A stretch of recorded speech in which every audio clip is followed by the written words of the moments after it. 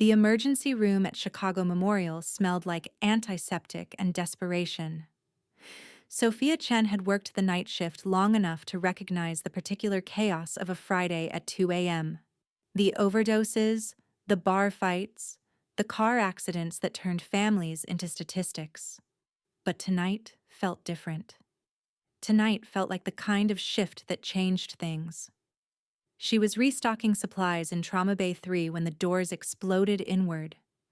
3 men in dark suits surrounded a stretcher, moving with military precision. On it, a boy, maybe 7 years old, screamed in Korean, his words high and panicked, his left arm twisted at an angle that made Sophia's stomach clench. Blood soaked through makeshift bandages on his shoulder. His face was sheet white, shock settling in fast. "We need a doctor now."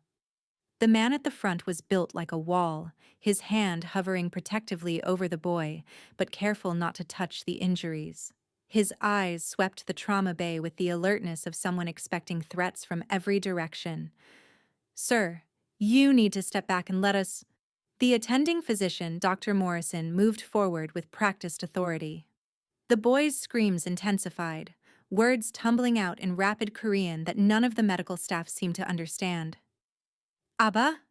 Abba yodieyo? Apayo." "Dad. Where's Dad?" "It hurts." Sophia saw the confusion on her colleagues' faces, watched them try to approach the thrashing child whose panic was making assessment impossible. The men in suits looked increasingly agitated, hands moving toward their jackets in ways that made hospital security tense. She stepped forward before she could think better of it. "Let me try." Dr. Morrison shot her a sharp look, but Sophia was already moving to the boy's side, ignoring the dangerous men, ignoring protocol, ignoring everything except the child's terror. She placed her hand gently on his uninjured arm and spoke in fluent Korean. "Hey, sweetheart. I know it hurts. I know you're scared. But you're safe now, okay? We're going to fix your arm. My name is Sophia. What's your name?" The boy's screaming cut off mid-breath. His eyes, dark brown and swimming with tears, found hers, wide with surprise and desperate hope. You speak Korean?" he gasped in his native language. "I do. My was Korean, just like yours probably is. Now tell me your name, brave boy." Minho." His lip trembled. "Where's my appa? They said he's coming, but I want him now." If you're enjoying this story so far, don't forget to hit the like button and subscribe. Drop a comment telling me where in the world you're watching from. I love hearing from you. "Your appa is coming as fast as he can," Sophia said softly, continuing in Korean while she gestured for Dr. Morrison to begin his examination. "But right now, you have me, and I promise I'm going to stay right here with you until your arm is all fixed. Can you be brave for me?" "It hurts so much," Minho whimpered. "I know, baby. I know it does." Sophia kept her voice soothing, gentle, even as she monitored his vitals and helped Dr. Morrison assess the damage. Compound fracture of the left radius and ulna. Possible shoulder dislocation. Significant blood loss, but not critical. "We're going to give you medicine that makes the pain go away, but I need you to tell me something first. Are you hurt anywhere else? Your chest? Your stomach?" Minho shook his head, focused entirely on her face like she was the only solid thing in a spinning world. "Just my arm and my shoulder. The car crashed and the glass." His voice broke. "Shh, you don't have to explain right now. Just breathe with me, okay?" Sophia demonstrated slow, deep breaths until Minho began to copy her, his panic gradually subsiding into manageable fear. One of the suited men stepped closer, his voice low and urgent as he spoke to Sophia in heavily accented English. "His father is on his way, 20 minutes out. The boy needs to be stable when he arrives." The unspoken threat hung in the air. "Make sure nothing happens to him." Sophia met the man's eyes steadily. I'm going to take care of him. That's my job, and I'm very good at my job. Over the next 30 minutes, Sophia became Minho's anchor. She held his uninjured hand while Dr. Morrison set up for conscious sedation. She translated every medical term into simple Korean, explaining what would happen before it happened. She told him stories about her own younger brother breaking his arm at age 8, making him smile weakly through his tears. "You know what?" she said as the sedation medication began to take effect. "You're one of the bravest kids I've ever met. Your appa is going to be so proud of you." "Will you tell him?" Minho's eyes were growing heavy. "That I was brave? I'll tell him myself if I see him. But I think he already knows. Fathers always know when their sons are brave." Minho's grip on her hand loosened as sleep claimed him. Sophia stayed beside him anyway, monitoring his vitals while the trauma team worked with efficient precision. "Nurse Chen." Dr. Morrison pulled her aside once Minho was stabilized. "Where did you learn to speak Korean like that?" "My mother was from Seoul. She made sure I grew up bilingual." Sophia glanced back at Minho's sleeping form. "Is he going to be okay?" "The break needs surgical repair. Pins and plates. We're prepping an OR now." Dr. Morrison's expression softened slightly. "What you did was remarkable. I've never seen a pediatric trauma patient calm down that quickly. You probably prevented him from going into deeper shock." Sophia nodded, but her attention was on the 3 suited men conferring in low voices near the trauma bay entrance. They looked like they were reporting to someone, their posture deferential in a way that suggested whoever was on the other end of that phone call commanded absolute authority. "The father," Sophia said quietly. "Do we know anything about him?" Dr. Morrison's expression went carefully neutral. "Security briefed me. Apparently, he's someone important. That's all I know. And probably all I want to know." Which told Sophia everything she needed to know about exactly how dangerous Minho's father really was. She helped transfer Minho to a surgical gurney, making sure his broken arm was properly stabilized. As they wheeled him toward the elevators, one of the suited men, the one who'd spoken to her earlier, approached. "The boy asked for you, in recovery." His English was stilted but clear. "He will want to see you after surgery." "I'll be off shift by then," Sophia said. "But someone will take good care of him." The man's expression was unreadable. "Mr. Kang will want to thank you personally for helping his son." "That's not necessary. I was just doing my job." "Nevertheless." He pulled out a business card and held it out. Heavy cardstock, expensive, just a phone number, no name or company. "When Mr. Kang arrives, if you are still here, he would like to speak with you." Sophia took the card reluctantly, though she had no intention of using it. "I hope Minho recovers quickly." She returned to the ER, trying to push the encounter from her mind. Just another patient, just another shift. But she couldn't forget the weight of Minho's small hand in hers, or the way he'd looked at her like she was safety personified. Dante Kang received the call at 2:47 a.m. He'd been in a meeting on the south side, negotiating territory agreements with associates who needed reminding about respect and hierarchy. The kind of meeting where blood was always a possibility, where every word carried weight and consequence. Jin Woo's voice on the phone cut through everything. "Sir, there's been an incident. Minho is hurt." The world stopped. Dante was moving before conscious thought caught up, his security team scrambling to follow. The meeting, the negotiations, the territorial disputes, all of it became irrelevant in the face of those 4 words. "Minho is hurt." How bad? His voice was steady through sheer force of will. "Gunshot fragment and car accident. Broken arm, possible internal injuries. He's at Chicago Memorial. Lee and Park got him there safely, but—" Jin Woo hesitated. "He was in bad shape, sir. Screaming. Terrified." Dante's hands clenched into fists. "Who?" "We're still determining that. The hit was targeting your route from the downtown office. They didn't know Minho would be in that car, which meant someone had gotten sloppy with intelligence, had assumed the black SUV contained only Dante and his security. They'd fired anyway, and when the driver had swerved to avoid the bullets, the car had clipped a pole. Minho had been in the back seat, protected by two of Dante's best men, but protected wasn't the same as safe. "I'm 15 minutes out," Dante said, his voice dropping to something cold and lethal. "Find out who ordered the hit. I want names, addresses, and family trees." "And Jinwoo?" "Yes, sir."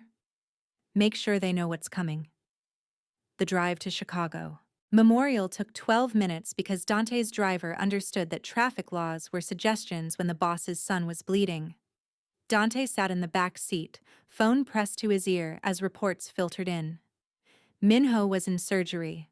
The break was bad, but fixable. No internal bleeding found. Prognosis good.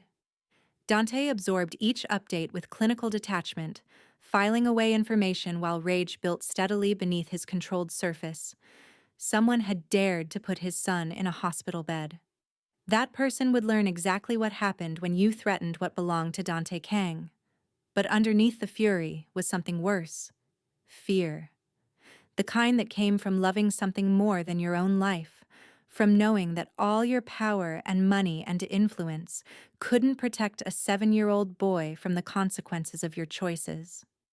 He arrived at the hospital to organized chaos. His men had secured the surgical floor, blending with hospital security in ways that looked official but weren't. Jinwoo met him at the entrance with a tablet full of updates. "Surgery started 45 minutes ago. Orthopedic team is doing the repair now. Dr. Harrison is the best in the city. We confirm that. I want a private room. The best they have." "Already arranged, sir. The penthouse suite on the 8th floor." Dante nodded, moving toward the elevators, but Jinwoo's next words stopped him. "There's something else you should know, about how Minho was treated in the ER." "What about it?" Jinwoo pulled up security footage on the tablet. Grainy black and white images showed the trauma bay, showed Minho thrashing on the stretcher, showed the moment a small figure in scrubs stepped forward. "He was hysterical when we brought him in, screaming in Korean, terrified. None of the staff could calm him down." Jinwoo tapped the screen. "Then this nurse. She just appeared and started speaking to him in perfect Korean, fluent, like a native speaker." Dante watched the footage, watched his son screaming stop, watched the nurse, too small to see clearly on the grainy video, lean close and speak to Minho with her hand on his arm. Watched his son's entire body language change from panic to trust in the span of seconds. "Who is she?" "Nurse Sofia Chen, 28 years old, works ER night shift. According to Lee, she stayed with Minho the entire time he was in the trauma bay, held his hand, translated everything, kept him calm through the sedation and transfer to surgery." Jinwoo paused. "Minho asked for her when they were taking him up, called her Nuna, and asked if she'd be there when he woke up." Dante's jaw tightened. His son, who'd been raised to be cautious around strangers, who'd been taught from age 3 not to trust easily, had bonded with this nurse in less than an hour. "Show me her face." Jinwoo pulled up a personnel photo. Sofia Chen looked tired in the picture, her dark hair pulled back in a practical ponytail, but her eyes were kind, intelligent. The kind of face that probably made patients feel safe. "She's still on shift," Jinwoo added. "Lee tried to get her contact information so you could thank her, but she said it wasn't necessary. Just doing her job." Dante studied the photo, memorizing features. High cheekbones, delicate bone structure, Korean heritage obvious in her features. But something else too. Maybe Chinese, given the surname Chen. "Find out everything about her," he said quietly. Jinwoo's eyebrows rose fractionally. "Sir?" "Everything. Where she lives, where she's from, who her family is, why she works night shifts at a trauma center." Dante's eyes never left the photo. "My son trusted her immediately." Children have instincts about people. I want to know if those instincts are right. Of course. I'll have a full report within 24 hours. 12 hours? Yes, sir. Dante handed the tablet back and continued to the surgical waiting area.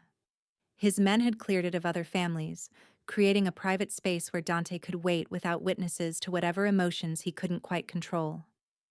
He sat in an uncomfortable chair and stared at bland hospital artwork and thought about a nurse he'd never met, who'd spoken Korean to his terrified son, who'd made Minho feel safe when Dante couldn't be there to do it himself, who'd somehow become important in the span of 30 minutes. The surgery took 3 hours and 22 minutes. Dante counted every one. When the orthopedic surgeon finally emerged, Dante was on his feet before the man finished pushing through the double doors. Mr. Kang, the surgery went well. Dr. Harrison was in his 50s, confident without being arrogant. We've set both bones with internal fixation, metal plates and screws. The shoulder was dislocated, but the joint itself is undamaged. Full recovery is expected in 8 to 10 weeks. The relief was physical, weakening Dante's knees for a fraction of a second before he locked them. When can I see him? He's in recovery now. Still sedated. We'll move him to his room within the hour. Dr. Harrison paused. He was asking for someone when he started coming out of anesthesia. Kept saying a name, Sofia? And Nuna. Do you know who he means? The nurse who helped him in the ER. Ah, well, she made quite an impression. He was very insistent that we find her. Of course he was, because Sofia Chen had promised she'd stay with him, and Minho, trusting in the way only children could, had believed her. 45 minutes later, Dante sat beside his son's hospital bed in a private suite that looked more like a luxury hotel room than medical facility. Minho slept deeply, small body dwarfed by the bed, left arm encased in a cast from fingertips to bicep. 7 years old. His whole life ahead of him, and already he'd experienced violence because of who his father was. Dante's phone buzzed, a text from Jinwoo. Preliminary report on Sofia Chen ready. Sending now. The file came through as a series of documents and photos. Dante opened it, reading with the focus he applied to business deals and territorial negotiations. Sophia Marie Chen, confidential report age, 28 current employment, Chicago Memorial Hospital, Emergency Department. RN for 6 years. Night shift, Tuesday through Saturday. Excellent performance reviews. 3 commendations for patient care, including 1 for talking down a violent patient during a mental health crisis. Current residence. Shared apartment in Logan Square with Maya Patel, also a nurse. 2-bedroom unit. Rent $850 month. Always paid on time despite tight finances. Education. Associate's degree in nursing. City Colleges of Chicago, 2017. Currently enrolled in BSN completion program at DePaul University. Night classes, Tuesday and Thursday, 6 p.m., 9 p.m. GPA, 3.8. Estimated graduation, May, 4 months away. Works full-time while attending school. Family background. Mother, Grace Chen, Napark. Deceased, 2016. Cervical cancer. Father, Robert Chen. Whereabouts unknown. Last known location, Las Vegas, NV.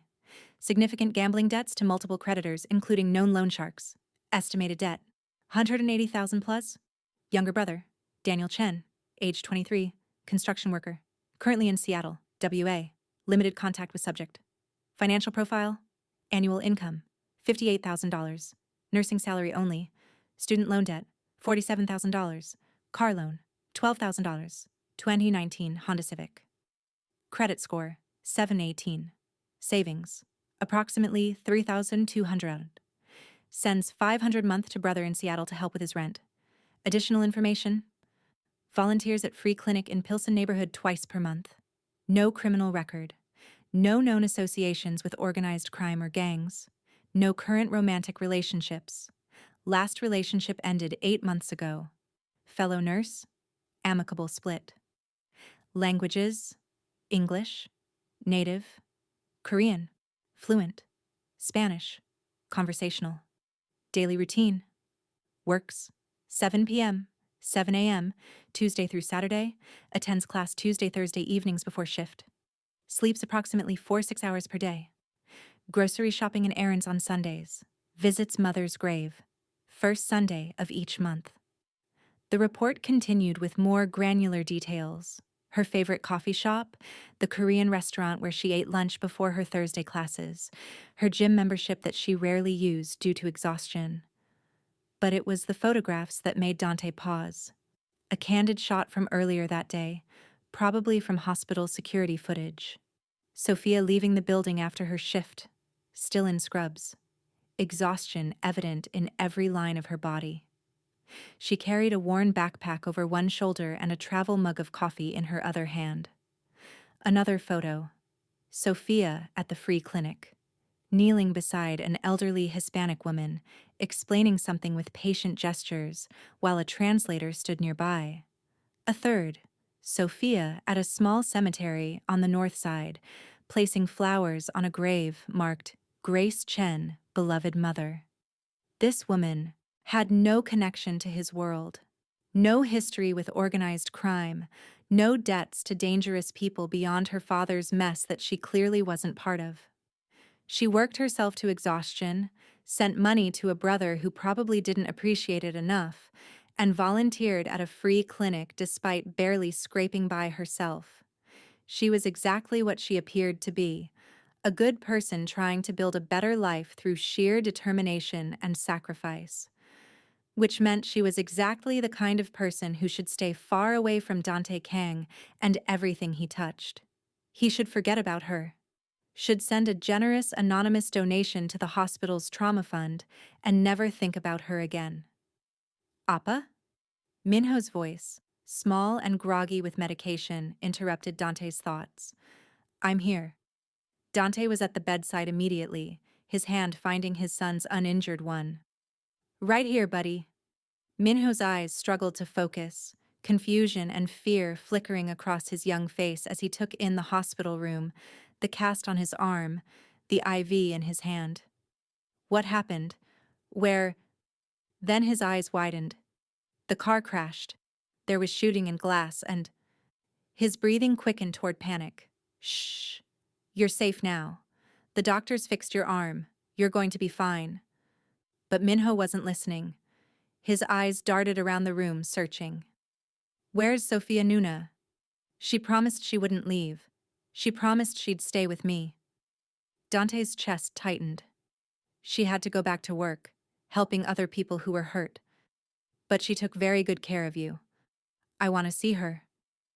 Minho's lip trembled. She was nice to me.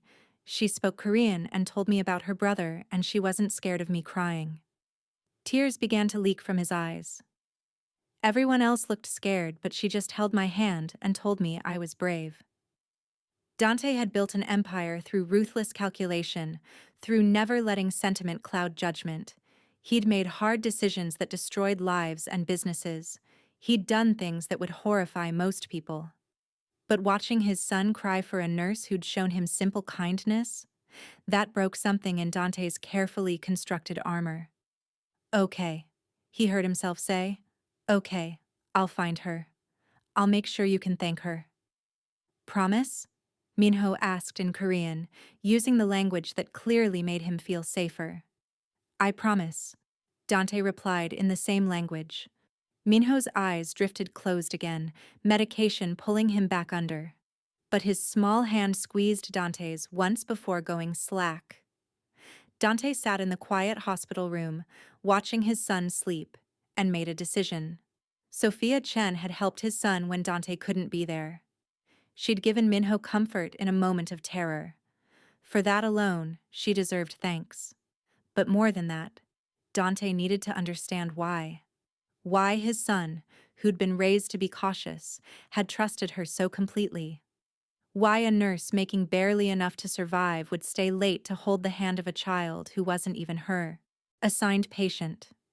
He needed to know if she was genuinely good or if this was some kind of play. If she'd somehow known who Minho was. If this was a setup. His instincts said no, said she was exactly what she appeared to be. But Dante Kang hadn't survived in his world by trusting instincts over evidence. He pulled out his phone and texted Jin Woo. Continue deep background on Sofia Chen. I want to know everything, and find out her schedule for the next week. I need to speak with her. The response came immediately. Understood, sir. Should I arrange a meeting? Dante thought about that. A formal meeting would put her on guard, would make this transactional. No, he needed to see her as she really was, needed to understand who Sofia Chen was when she wasn't being observed. No, just give me her schedule. I'll handle the approach myself. As you wish, sir. Dante set the phone down and returned his attention to Minho, to the evidence of how his world could damage innocent things. Sofia Chen was innocent. That much was clear from the report. The question was whether bringing her into their lives, even just to let Minho thank her, would protect that innocence or destroy it. Dante looked at his sleeping son and decided he'd find a way to make it work. Because the alternative, telling Minho that he couldn't see the kind nurse who'd made him feel safe, was unacceptable. And Dante Kang had built an empire by making impossible things possible. Finding a way to safely bring Sofia Chen into their lives long enough for proper thanks? That would be easier than most of the things he'd accomplished. He just had to make sure she never learned exactly how dangerous he really was. Sofia had worked at Chicago Memorial long enough to recognize when something was off. And right now, everything felt off. It started small. A generous donation to the trauma department. Anonymous, but substantial enough that the hospital administrator called a staff meeting to announce it. $50,000 earmarked specifically for pediatric emergency care. The donor specifically mentioned the excellent care their child received here. Administrator Welsh had said, beaming, "This is what happens when we go above and beyond for our patients." Sofia had felt eyes on her during that meeting, knowing looks from colleagues who'd been there the night Minho came in. But she'd kept her head down, said nothing, and tried to forget about dark-eyed little boys who called her Nuna. Then came the flowers. A massive arrangement appeared at the nurse's station on Tuesday evening, just as Sofia was starting her shift. White lilies and blue hydrangeas in a crystal vase that probably cost more than her weekly paycheck. "Those are for you," Maya said, waggling her eyebrows. "Secret admirer?" The card was simple, written in both English and Korean. "Thank you for taking care of our son. You gave him comfort when we couldn't be there. We are forever grateful." The Kang family. No phone number. No request to meet. Just thanks and an arrangement that made Sofia's small corner of the nurse's station look like a luxury hotel lobby. "Okay, spill," Maya demanded, reading over her shoulder. "Who are the Kangs and why are they sending you flowers that cost more than our rent?" "The little boy from Friday night. The one with the broken arm who only spoke Korean." Sofia touched one of the lily petals carefully. "I just talked to him, kept him calm during treatment. It wasn't anything special." "Apparently they think it was." Maya studied the arrangement with the calculating eye of someone who'd grown up without money. "Sofia, these aren't grocery store flowers. This is, I have a personal florist money." Sofia knew. She'd grown up in the same kind of neighborhoods Maya had, where you learn to recognize the difference between comfortable and wealthy and dangerous. The Kang family was clearly all three. "I'm just going to enjoy them and move on," Sofia said firmly. "The kid's probably home now, healing fine." End of story. Except it wasn't. Wednesday afternoon, Sofia was leaving her pharmacology class at DePaul when she noticed the car. Black SUV, tinted windows, parked across the street in a spot that had a clear view of the building exit. She'd seen enough crime dramas to recognize a surveillance vehicle. Her heart rate kicked up as she walked to her own car, trying not to look paranoid. The SUV didn't follow when she drove away, but that night at work, she saw a similar vehicle in the hospital parking garage. Different license plate, same make and model. Someone was watching her. Sofia tried to tell herself she was being paranoid, that the stress of full-time work plus night classes plus perpetual exhaustion was making her see patterns that weren't there. Then Thursday happened. She was walking from her last class to her car, mentally preparing for another 12-hour shift, when 3 men appeared from the shadows near the parking structure. They moved with purpose, fanning out to block her path in a formation that was clearly practiced. Sofia's nursing training kicked in before panic could. Assess the threat. Look for exits. Stay calm. Sofia Chen? The man in the middle was young, maybe mid-20s, with a voice that tried for friendly but landed somewhere closer to menacing. Who's asking? Sofia's hand moved to her bag where she kept pepper spray. We just want to talk. About the Kang kid you helped last week. Every instinct Sofia had screamed danger. I don't discuss patients, HIPAA violations. If you have questions about his care, contact the hospital administration. She tried to step around them, but they moved to block her path. See, here's the thing, the young man continued. We heard you got real cozy with the boss's kid. Spoke Korean to him, held his hand, made him feel all safe and protected. His smile didn't reach his eyes. We're wondering if maybe you knew who he was. If maybe you saw an opportunity. I have no idea what you're talking about. Sofia's voice was steady despite her racing heart. I'm a nurse. A child came into my ER terrified and in pain. I did my job. That's it. Your job pays what? $30 an hour? 40? Another man spoke, this one older with cold eyes. Seems like maybe taking care of the right kid could pay a lot more, if you played it smart. The implication was clear. They thought she was trying to leverage her connection to Minho for money or access to his father. I want nothing from the Kang family, Sofia said clearly, and I need to get to work. Move. Or what? The young one stepped closer. You'll call the cops? Tell them what exactly? That some guys wanted to have a conversation? Sofia's hand tightened on her pepper spray. She was calculating distances, wondering if she could spray them and run, when a voice cut through the tension like a knife. Step away from her, now. The 3 men froze. Sofia turned to see 2 more men approaching, these ones in expensive suits, moving with the kind of controlled power that made the first group look like amateurs. One of them she recognized from the hospital. He'd been with Minho, the one who'd given her the business card. Jin Woo, the young man said, and Sofia heard fear underneath the bravado. You were just leaving.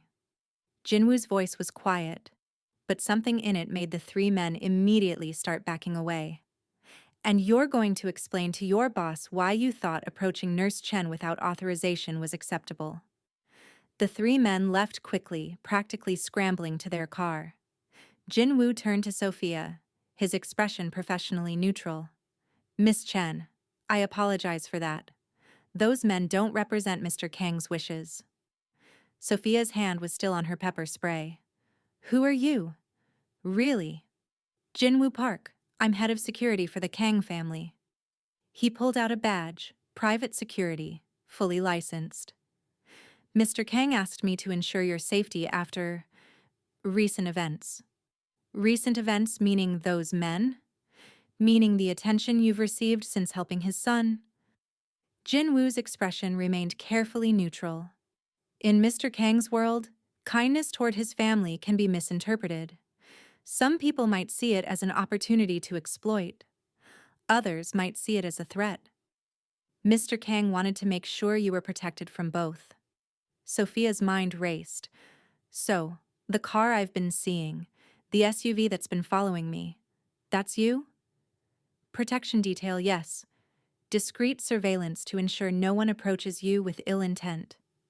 Jin Woo paused. Like the men who just tried. I didn't ask for protection. No, you asked for nothing. That's precisely why Mr. Kang wants to ensure your safety. Jin Woo gestured toward the parking garage. May I walk you to your car? I promise I'm only here to help. Sofia studied him, weighing her options. She could refuse, insist she didn't need help, try to go back to her normal life. But those three men had known her name, had known about Minho, had found her at her school. Whatever she'd walked into by helping that little boy, it was bigger than she'd realized. Fine, she said finally, but I'm going to be late for work. I've already called the hospital. They know you'll be 15 minutes delayed due to a security concern. It's handled. Of course it was, because apparently the Kang family could handle anything. As they walked to her car, Jinwoo spoke quietly. Mr. Kang would like to meet with you, to thank you personally for helping his son, and to explain the situation. What situation? The one where you've inadvertently become a person of interest to several parties who pay close attention to anyone the Kang family values. Sofia stopped walking. I don't want to be a person of interest. I want to go to work, finish my degree, and live my life. That's it. I understand. But unfortunately, the choice has been made for you. Jinwoo's voice held genuine sympathy. The moment you showed kindness to Minho Kang, you became visible. Mr. Kang is trying to ensure that visibility doesn't put you in danger. By having me followed? By making sure that anyone who might want to use you to get to him understands you're under his protection. Jinwoo opened her car door for her. In his world, Miss Chen, protection is the highest form of respect.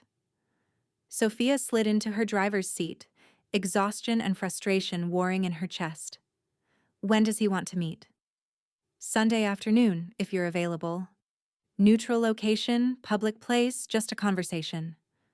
Jinwoo handed her a card with an address. 2 p.m. at the Art Museum, the Korean Gallery. He thought you might appreciate that. The specificity of it, the Korean Gallery, told Sofia that Dante Kang had done his research. Knew about her mother, her heritage, probably everything about her life that could be found in public records. And if I say no? Then he'll respect that, but the protection detail will remain until he's certain there's no threat to you. Jinwoo stepped back from the car. For what it's worth, Mr. Kang is genuinely grateful for what you did. Minho asks about you every day, wants to know if you'll visit him. That hit Sofia harder than any threat could have. The image of a little boy asking for her, wondering why the nice nurse who promised to take care of him hadn't come back. How is he? She asked quietly. Healing well. The arm will be in a cast for 8 weeks, but no complications. He's already drawing on the cast. Pictures of you, actually. You with a nurse's cap and a superhero cape. Despite everything, Sofia smiled. He was a brave kid. He was terrified. Until you spoke to him. Jinwoo's expression softened slightly. You gave him comfort in the worst moment of his young life. Mr. Kang doesn't forget debts like that. Sofia started her car, her mind spinning with too many thoughts. I'll think about Sunday. That's all he asks. Drive safely, Miss Chen. My team will make sure you get to work without any more incidents. As Sofia drove to the hospital, she saw the black SUV fall into position 2 cars behind her. Protection or surveillance, it didn't matter. The result was the same.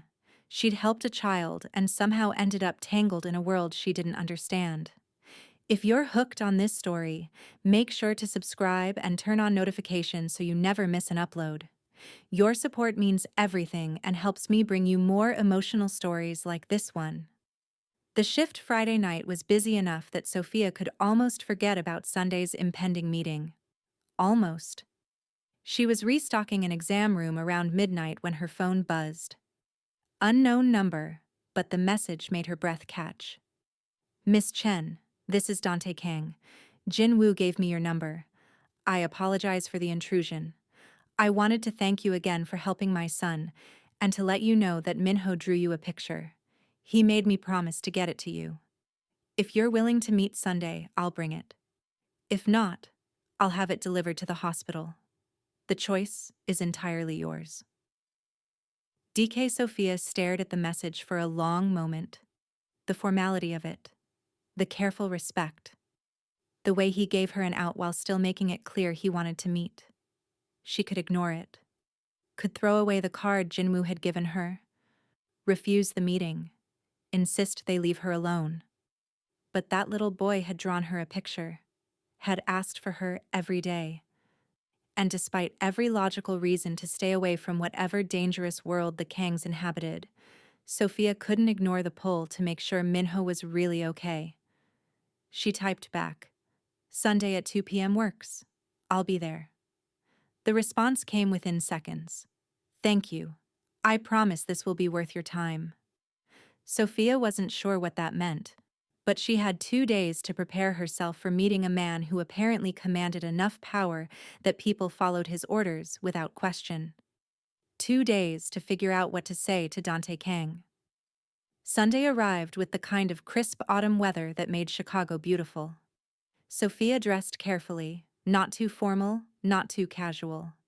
Dark jeans, a cream-colored sweater, her mother's jade pendant that she wore for luck.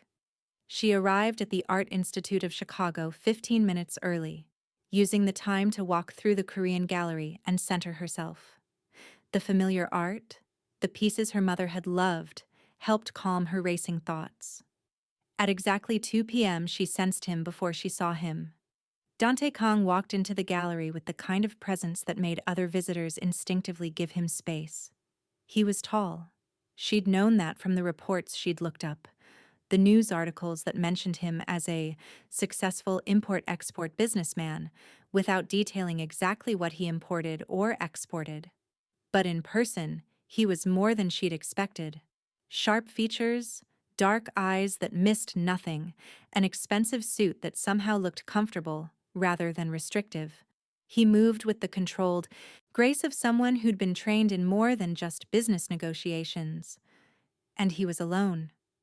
No bodyguards visible, though Sofia suspected they were nearby. Their eyes met across the gallery, and something flickered in his expression. Recognition, maybe, or surprise. He approached slowly, giving her time to run if she wanted to. When he stopped a respectful distance away, he bowed slightly, a Korean gesture that told Sofia he'd done his research on more than just her background. "Miss Chen, thank you for coming." His voice was deep, measured, with the faintest trace of an accent that suggested Korean was his first language. Sofia returned the bow, muscle memory from her mother's teachings. "Mr. Kang." For a moment they simply looked at each other. Sofia saw intelligence in his eyes, and something else, a carefully banked intensity that suggested whatever control he displayed was hard-won. "Minho's picture," Dante said, pulling a folder from his bag. "He insisted I bring the original. Said you'd want to see it in his handwriting." He handed her the folder, and Sofia opened it to find a child's drawing. Stick figures rendered with the enthusiastic imprecision of a 7-year-old. There she was, recognizable by the long dark hair and the RN badge drawn on her chest, and next to her, a smaller figure with a cast on his arm and a huge smile. Above them both, in careful Korean characters and shaky English, "Sofia Nuna is the best. She made me brave." Sofia's throat tightened. "He's doing well?" "Better than I expected. The arm is healing perfectly. He's already asking when he can play soccer again." Dante's expression softened in a way that transformed his entire face. "He talks about you constantly, tells everyone about the nice nurse who spoke Korean and wasn't scared of his crying. Kids should be allowed to cry when they're hurt." "Not in my world." The words came out before Dante seemed to realize he'd said them. He caught himself, cleared his throat. "What I mean is, Minho has been taught to be strong, to not show weakness. But with you, he felt safe enough to be scared. That's a gift." They stood in front of a traditional Korean painting, a landscape with mountains and water, the kind her mother had loved. Sofia studied it while she gathered her thoughts. "Jinwoo told me I've become a person of interest because I helped your son," she said finally. "That people might try to use me to get to you?" "Unfortunately, yes." And the men who approached me at my school? Dante's expression went cold. Have been dealt with. They worked for an associate who misunderstood the situation. That misunderstanding has been corrected. The casual way he said it made Sofia's skin prickle. Dealt with how? In a way that ensures they'll never approach you again. Dante turned to face her fully. Miss Chen, Sofia, if I may, I need you to understand something. I didn't ask for Jinwoo to assign protection to make you feel threatened.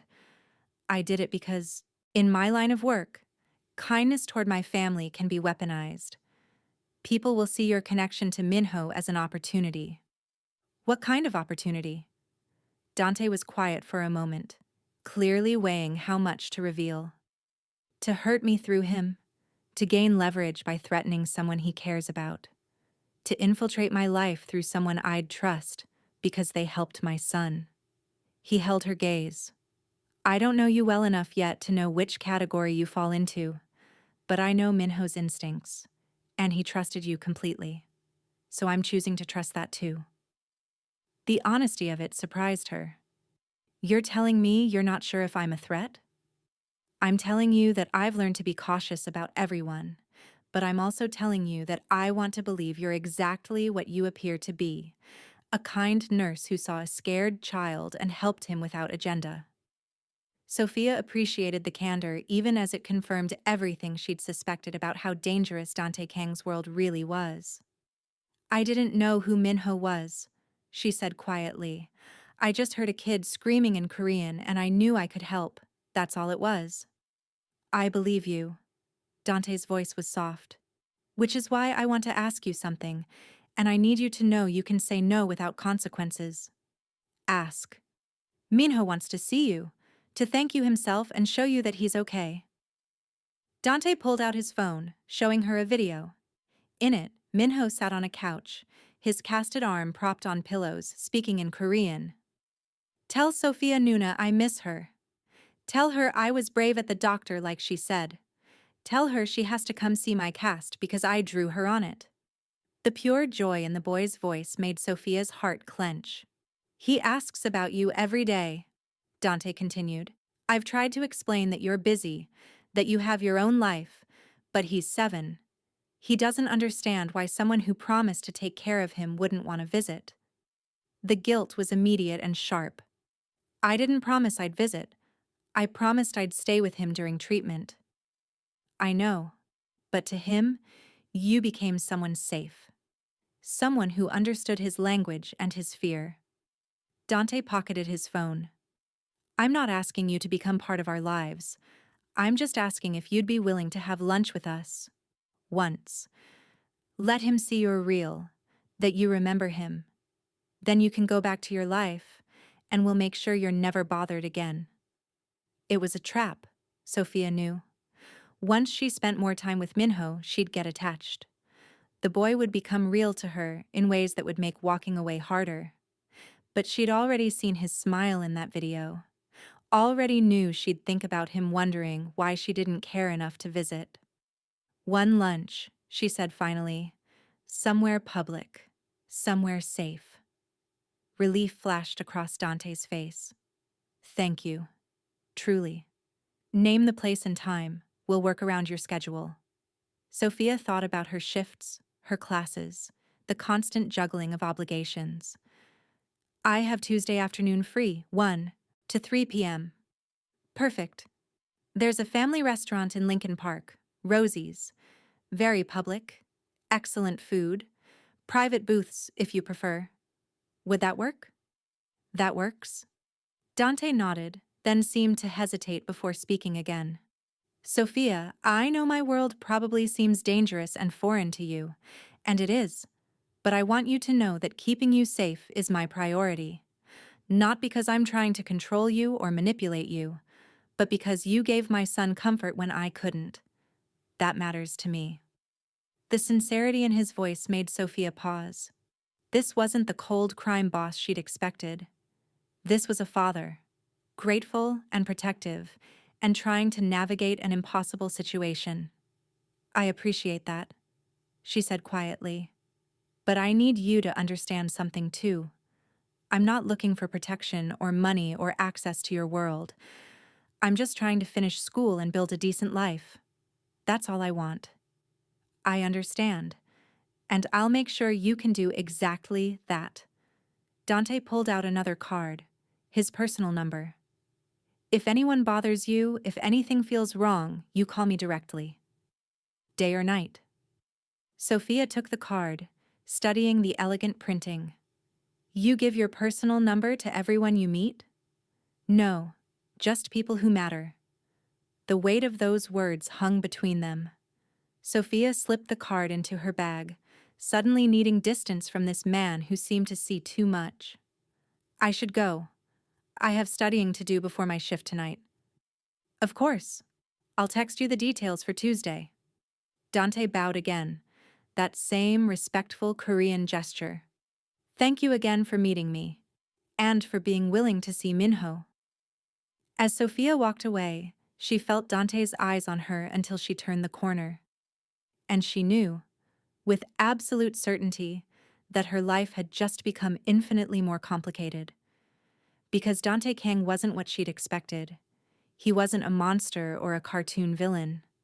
He was a father who loved his son, a man who kept his word, someone who looked at her like she mattered in ways that had nothing to do with obligation or debt. And that made him the most dangerous thing Sofia Chen had ever encountered.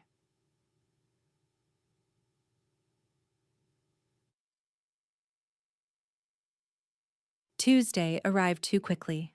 Sofia changed clothes 3 times before settling on dark jeans and a soft blue sweater. Nice enough for a restaurant, but casual enough not to look like she was trying too hard. She pulled her hair into a low ponytail, applied minimal makeup, and stared at herself in the mirror. You're just having lunch with a kid, she told her reflection. A kid who wants to show you his cast. That's all this is. Her reflection looked unconvinced. Maya had given her endless grief about the whole situation. Let me get this straight, her roommate had said. Hot crime boss is grateful you saved his kid, so now he wants to have lunch with you? And you're pretending this is just about the kid? It is just about the kid. Right. And I'm sure the fact that Dante Kang looks like he stepped out of a Korean drama has nothing to do with why you're nervous. Sofia had looked up photos of Dante after their meeting at the museum. Maya wasn't wrong. He was objectively attractive in that sharp, dangerous way that screamed, bad decision. But that wasn't why Sofia was nervous. She was nervous because spending more time with Minho would make him real to her, would make walking away harder. And getting tangled in Dante Kang's world, no matter how polite and respectful he seemed, was a complication she couldn't afford. The restaurant Dante had chosen was exactly as described, family-friendly, busy enough to feel safe, with booths that offered privacy without isolation. Sofia arrived 5 minutes early, scanning the space for threats out of habit. She spotted them immediately. Minho sat in a corner booth, his casted arm propped carefully on the table. He wore a blue sweater that matched his cast, and was drawing on a kid's menu with intense concentration. And across from him, Dante Kang looked up as if he'd sensed her arrival. Their eyes met, and he stood in a gesture that was probably automatic for him, old-fashioned manners that suggested careful upbringing. Then Minho saw her. Sofia Nuna! His entire face lit up with a joy so pure it made Sofia's chest ache. He scrambled out of the booth, carefully protecting his arm, and rushed toward her with the enthusiastic gracelessness of a 7-year-old. Sofia knelt down just in time for him to throw his good arm around her neck in a fierce hug. You came. Appa said you were busy, but I knew you'd come, because you promised you'd take care of me, and you did. The words tumbled out in Korean, rapid fire and filled with excitement. Hey, brave boy, Sofia said softly in the same language, returning the hug. Of course I came. I wanted to see how you're healing. Minho pulled back, holding up his casted arm proudly. Look, I have a cast. The doctor said I was very brave when they put it on. And look. He turned the cast to show her careful drawings covering every inch of the white surface. I drew you, and Appa, and my puppy, and Minho. Dante's voice was gentle but firm as he approached them. Let Sofia breathe. She just got here. Sorry. Minho grinned, not looking sorry at all. He grabbed Sofia's hand with his good one. Come sit. I want to show you everything. Sofia let herself be pulled to the booth, sliding in across from Dante while Minho wedged himself next to her, chattering away in Korean about his cast and the surgery, and how the pins inside his arm were super cool, like a robot. He's been waiting at the window since noon, Dante said in English, his voice carrying quiet amusement. I tried to explain you wouldn't be early, but patience isn't his strong suit. I wonder where he gets that from, Sofia replied, watching Minho draw another elaborate scene on his kid's menu. Was that a smile tugging at Dante's lips? Point taken. Over lunch, Minho insisted on ordering Sofia's favorite Korean dishes, which the restaurant somehow accommodated, despite not being a Korean establishment. Sofia learned exactly how charming a 7-year-old could be when he set his mind to it. Minho told her about his school. He was in 2nd grade and hated math but loved art. His puppy, a golden retriever named Lucky, who was the best dog in the whole world, and his plans to become either a firefighter or a race car driver when he grew up, because both are brave and fast. He showed her every drawing on his cast, explaining each one in meticulous detail. He asked about her job. Do you save people every day? Is it scary? Are you the best nurse? And her life. Do you have a puppy? Do you like ice cream? Can you come to my birthday party? And through it all, Dante watched with an expression Sofia couldn't quite read. Protective, yes. Proud of his son, certainly. But something else too. Something that looked almost like longing. Appa never speaks Korean at home anymore, Minho said suddenly, his voice dropping to a whisper like he was sharing a secret. He says English is more important for school, but I miss it. Korean feels like Uma. The mention of Minho's mother made the air shift. Dante's expression closed off slightly, but his voice remained gentle when he spoke in Korean for the first time that meal. Your Uma would be proud of how well you speak both languages, buddy. Would she like Sofia Nuna? Minho asked, looking between them with the uncanny insight children sometimes possessed. Dante's eyes found Sofia's, and for a moment the busy restaurant faded away. Yes, he said quietly, still in Korean. I think she would have liked her very much. The weight of that statement, the intimacy of it, made Sofia's breath catch. She was saved from having to respond by the arrival of dessert, ice cream for Minho, coffee for the adults.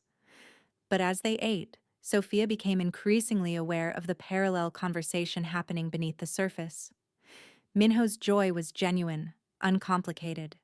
He was a child who'd been scared and hurt, who'd found comfort in a stranger's kindness, and who just wanted to maintain that connection. But Dante's motivation was more complex. The way he watched her interact with his son, the careful questions he asked about her life, the way he seemed to be cataloging every detail. This wasn't just a grateful father. This was a man assessing whether she could be trusted, whether she belonged in their lives, whether she was safe. And underneath that, something else. Something that made her skin warm when their eyes met, that made the air feel charged despite the mundane setting. Attraction, maybe, or recognition of something neither of them was ready to name. Nuna, Minho said, pulling her attention back to him. Appa says you're in school too. To learn more about being a nurse? That's right. I'm getting my bachelor's degree so I can help people even better. That's smart. Learning is important. Minho nodded sagely, sounding exactly like he was parroting something he'd been told many times. When do you finish? May. Just a few more months. And then what will you do? Dante asked, his voice casual but his eyes intent. Sofia hesitated. She hadn't told many people about her plans, but something about this moment, about Minho's open face and Dante's genuine interest, made her want to share. I want to work with underserved communities, maybe at a clinic in a low-income neighborhood, or with immigrants who don't speak English well. Places where people fall through the cracks because they can't navigate the system. Dante's expression shifted into something that looked like respect. That's admirable and rare. Most nurses I know want to move up into administration or specialized care. Better pay, regular hours. Those things would be nice, Sofia admitted. But they're not why I became a nurse. I became a nurse because I watched my mother die slowly while we struggled to understand medical bills and treatment options and insurance denials. The words came out before she could stop them. Nobody should have to navigate that alone. Nobody should feel helpless because they don't speak the language or can't afford to advocate for themselves. Minho had gone quiet, listening with the intensity children brought to serious adult conversations they didn't fully understand, but knew mattered. Your mother would be proud, Dante said softly, to see you turning that pain into purpose. The insight, the way he understood without her having to explain, made Sofia's throat tight. Thank you. They finished dessert in companionable silence, and when the check came, Dante handled it with the casual efficiency of someone who never looked at prices. Sofia started to protest, but his look stopped her. This was my invitation, he said simply. Please let me. As they prepared to leave, Minho threw his arms around Sofia again. Can you come back? Please? Appa has a big house with a pool, and Lucky would love you, and we could watch movies in Korean and… Minho. Dante's voice was gentle but firm. Remember what we talked about. Sofia has her own life, her own schedule. We can't expect her to visit all the time. But once more. Minho's eyes were huge and pleading. Just once more so Lucky can meet her? Sofia looked at Dante, who gave a subtle shrug that said, Your choice. No pressure, which was a lie, because how could she say no to those eyes? Maybe, she said carefully, if your appa agrees and if my schedule allows. Yes. Minho pumped his good fist in the air. Appa, you have to make her schedule allow it. That's not how schedules work, buddy. But Dante was looking at Sofia with an expression that said he'd move mountains to make her schedule allow it if she wanted. The realization should have scared her, should have sent her running back to her safe, predictable life. Instead, it made her wonder what it would be like to have someone like Dante Kang care about her schedule, care about her, period. Dangerous thoughts for a woman who couldn't afford complications. But as she said goodbye and watched Minho wave enthusiastically from Dante's side, Sofia admitted the truth to herself. She was already compromised, already attached to a little boy who called her Nuna and drew her on his caste. Already curious about a man who'd built walls around his heart but seemed willing to lower them for the people he loved. Already in too deep to walk away cleanly. The question wasn't whether she'd see them again.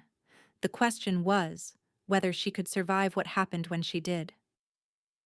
The text came 3 days after their lunch at Rosie's. Sofia was in the middle of her pharmacology final exam when her phone buzzed in her bag. She ignored it, focusing on the question about drug interactions and contraindications. But when the exam ended and she finally checked her messages, her heart stuttered. Dante Kang. Minho's asking about you again. I told him you're busy with school. He wants to know if you passed your test. I told him you're too smart not to. Sofia stared at the message, warmth spreading through her chest. She typed back. Just finished, actually. Won't know the grade for a few days, but I think I did okay. The response came immediately. I have no doubt. Minho wanted me to tell you that Lucky learned a new trick and demands you come see it. His words, not mine. Despite herself, Sofia smiled. Demands? He's 7. Subtlety isn't his strong suit, but the invitation is genuine. This weekend, if you're free. No pressure. Sofia knew she should say no. Should maintain distance. Finish her semester. Focus on her goals. Getting involved with the Kang family, no matter how sweet Minho was, or how compelling Dante seemed, was a complication she didn't need. But her fingers typed, "Saturday afternoon? I have a shift Saturday night, but I'm free until 6. Perfect. I'll send a car for you at 2. And Sofia, thank you." Saturday arrived with unexpected snow, the first real accumulation of the season. Sofia dressed in warm jeans and a thick sweater, then stared at her reflection and wondered what she was doing. "You're going to a crime boss's house to see his kid and his dog," Maya said from the doorway, reading her mind. "This is either the best decision you've ever made or the worst. No in between." "Super helpful, thanks. I'm just saying, be careful. Men like Dante Kang don't do casual. If he's letting you into his home, into his son's life, that means something." Sofia knew Maya was right. But she also knew that turning back now would hurt Minho, and she'd already caused enough pain in her life through absence and inability to help. The car that arrived at 2 p.m. was a sleek black Mercedes, not an intimidating SUV. The driver introduced himself as James, middle-aged and friendly, making small talk about the weather as they drove north toward Lake Forest. Sofia watched the neighborhoods change as they left the city. Modest homes gave way to larger houses, then estates hidden behind gates and walls. When they finally turned into a long driveway, her breath caught. Dante's house was a mansion. 3 stories of stone and glass nestled among bare trees, with grounds that probably required a full-time staff to maintain. This wasn't wealth. This was generational money, the kind that bought privacy and power. The front door opened before James could knock, and Minho appeared, practically vibrating with excitement. "You're here! You're really here!" He grabbed her hand, pulling her inside. "Come meet Lucky, and see my room. And Appa made cookies, but he says they might be burned, but I think they're perfect." "Minho, let her take off her coat first." Dante appeared in the entryway, and Sofia's heart did something complicated in her chest. He wore jeans and a dark Henley, casual in a way that somehow made him more attractive than the suit had. His hair was slightly mussed, like he'd been running his hands through it, and there was flour on his sleeve. "Cookies?" Sofia asked, raising an eyebrow. "An experiment that may have gotten away from me?" His smile was self-deprecating, genuine. "But Minho insists they're edible, so who am I to argue?" The house was beautiful, but lived in. Minho's toys scattered across the hardwood floors, drawings taped to the walls, a massive Christmas tree in the corner waiting to be decorated. This wasn't a showpiece.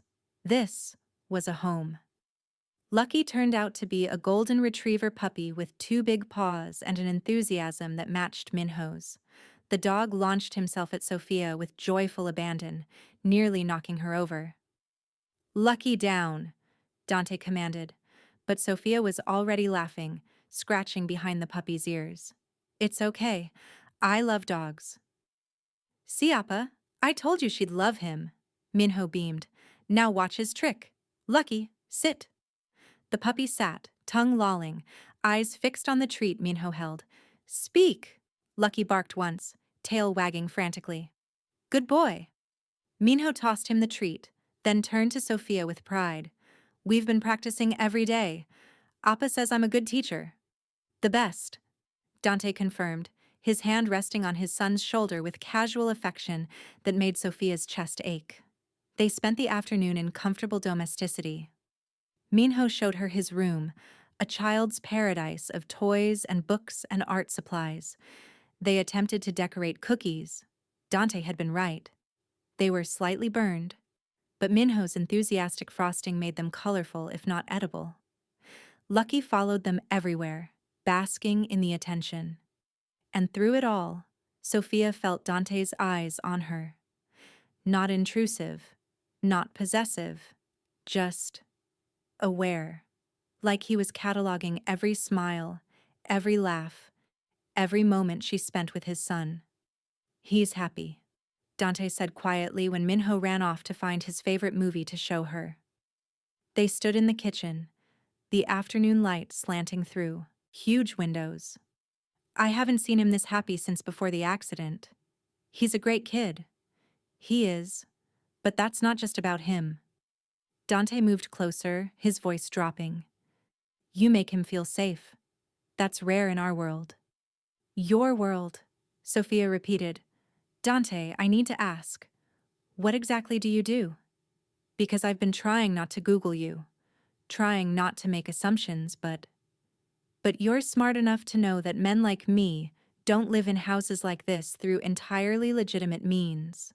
If you're hooked on this story, make sure to subscribe and turn on notifications so you never miss an upload. Your support means everything and helps me bring you more emotional stories like this one. Sofia met his eyes steadily. I know you're involved in things that probably aren't legal. I know people are scared of you. I know you have security teams and connections that can make problems disappear. She paused. What I don't know is if I should be scared too. Dante was quiet for a long moment, his expression unreadable. Then he set down the spatula he'd been holding and gestured toward the living room. Sit with me. If you want the truth, I'll give it to you. They sat on a leather sofa that probably cost more than Sofia's car, the house quiet except for Minho's voice upstairs, as he talked to Lucky about which movie was the best. My father built a business empire on both sides of the law, Dante began, his voice measured. Import-export, real estate, construction, some of it completely legitimate, some of it less so. He met her eyes. When he died 5 years ago, I inherited everything. The legal businesses and the illegal ones, the respect and the enemies. And Minho's mother? Pain flickered across Dante's face. Deceased. Complications during childbirth. She knew what she was marrying into. Her own family had connections to the Korean business community in LA. But she wanted out. Wanted a clean life for our son. His hands clenched briefly. I promised her I'd protect him, give him a childhood as normal as possible despite everything. Is that why he goes to regular school? Why you live here instead of in the city? Partly. I want him to have friends who aren't children of other families in this life. Want him to play soccer and learn art and think about being a firefighter instead of inheriting my empire. Dante's voice roughened. I want better for him than what I had. Sofia absorbed this, weighing it against everything she'd observed. The security, the casual wealth, the way people deferred to Dante with barely concealed fear. Have you ever hurt anyone who didn't deserve it? The question came out before she could stop it. No. Dante's answer was immediate and certain. I've done things I'm not proud of. I've made choices that haunt me, but I've never harmed an innocent person. Never will. And the men who tried to approach me at school? Warned and reassigned to less important positions. Not hurt, just reminded of boundaries? He turned to face her fully. Sofia, I need you to understand something. My world is dangerous. People in it operate by different rules. But I'm trying to build something different. Something that doesn't require my son to grow up looking over his shoulder. How? Slowly shifting legitimate, investing in legal businesses, distancing from the worst elements. His laugh was bitter. It takes time. You can't just walk away from these connections without consequences, but I'm working toward a future where Minho doesn't inherit my sins. The honesty of it, the vulnerability, made Sofia's breath catch. This wasn't the polished businessman or the dangerous crime boss. This was a father, flawed and fighting and trying his best. Why are you telling me this? She asked softly. Dante was quiet for a moment, his dark eyes intense on hers. Because Minho cares about you. And if you're going to be in his life, even peripherally, You deserve to know what that means, what you're walking into. And if I decide I can't handle it, then I'll thank you for your honesty and make sure Minho understands you have your own life to live. Pain flickered in his expression. It will hurt him. But I'd rather he hurt now than attached to someone who'll leave when things get complicated. The implication hung between them. Things would get complicated. Before Sophia could respond, Minho thundered down the stairs, Lucky at his heels. I found it. We're watching The Lion King. Nuna, you love The Lion King, right? Everyone loves The Lion King.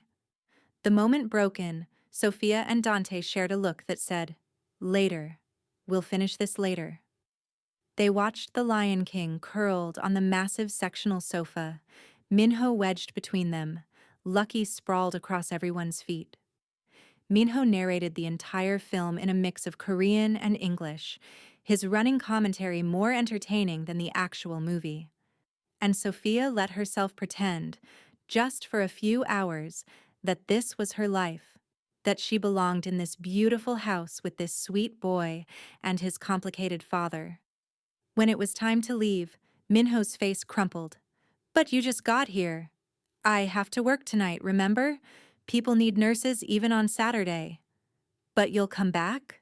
His eyes were huge, pleading. Please.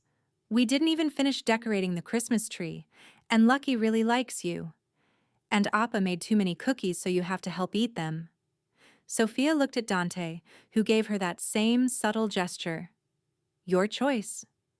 I'll try, she said carefully. But I can't promise.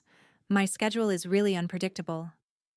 Try hard, Minho insisted, hugging her fiercely.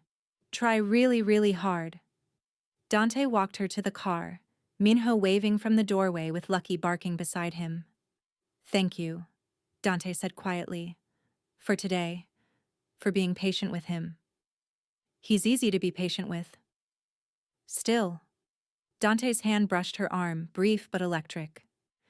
Sophia, I meant what I said earlier. If this is too much, if my world is too complicated, I'll understand. But I need to know now, before Minho gets more attached. Sophia thought about the afternoon, the laughter, the easy domesticity, the way Minho looked at her like she hung the moon, the way Dante looked at her like she was something precious he was afraid to damage. I'm already attached, she admitted. To both of you. That's the problem. Why is that a problem? Because I'm a nurse who can barely pay rent. She gestured helplessly at the mansion, at everything it represented. This. And those worlds don't mix, Dante. People like me don't end up in places like this unless something goes wrong. Or unless something goes right. His voice was soft, intense. Sophia, I'm not asking you to jump into anything. I'm just asking you to not run away because you're scared. Give this a chance. See where it goes. And if it goes nowhere, then at least we'll know. But if we don't try, we'll always wonder. The truth of that statement settled between them. Sophia thought about her carefully planned life, school, work, building something stable and safe. Thought about how one scared little boy had disrupted all those plans in the span of 30 minutes. One step at a time, she said finally. I'll visit when I can, but I can't promise more than that. One step at a time, Dante agreed. Then, so quietly she almost missed it. That's all I'm asking. As the car pulled away, Sophia watched the mansion disappear in the rearview mirror. Watched Dante standing on the steps, hands in his pockets, watching her leave. And she knew, with absolute certainty, that she was falling. Falling for a boy who called her Nuna and drew her on his cast. Falling for a man who made burned cookies and looked at her like she was sunlight breaking through clouds. Falling into a world that could destroy her if she wasn't careful. But maybe, just maybe, it could also save her. The question was whether she was brave enough to find out. Thank you so much for watching until the end. If you love this story, Check out the other videos on your screen now. I think you'll really enjoy them. And don't forget to subscribe if you haven't already. See you in the next story.